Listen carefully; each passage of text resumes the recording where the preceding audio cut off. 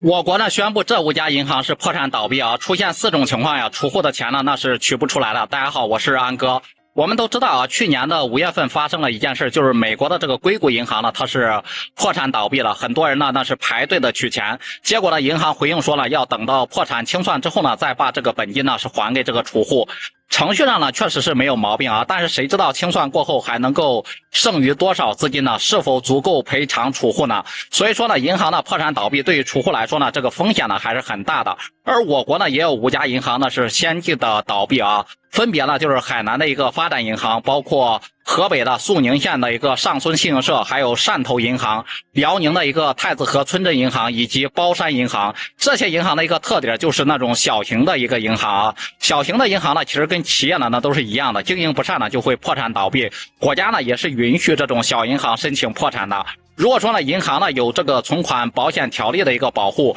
只要储户的一个存款呢是不超过50万，那么呢就能够的拿回这个本金。但是呢有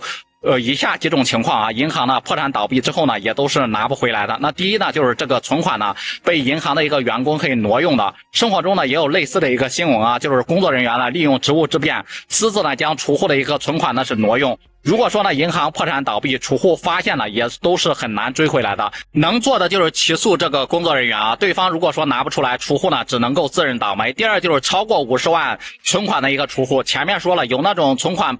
保险条例的啊，银行呢赔付金额呢是在50万以内，超过的话呢要等到银行呢破产清算以后，资金呢不足以赔偿储户的，那只能是少赔或者是不赔了。第三就是储户在银行购买了其他的一个理财产品，保险条例保护的只是一个存款啊，但如果说了你买了银行的一个理财产品，比如说保险、证券、股票、基金等等啊，这些呢全部都不在赔偿范围之内。第四呢就是没有那种存款保险条例保护的一个银行，我国银行是众多的，不是每个银行呢都有那种存款保险条例保护的，个别银行呢是没有参加这个存款保险条例的。这样的话呢，如果说这个银行出现了破产倒闭，不管是你存了多少钱都很难呢再拿回来。所以说存款的第一要素呢，一定要看这个银行有没有存款保险的一个标识，如果说没有呢，即使给你再高的一个利息啊，大家呢一定要慎重。不知道对此各位朋友你们都是怎么看的？你们存款一般都存在哪个银行呢？也欢迎在评论区里面留言讨论、留言分享。我们下期视频再见。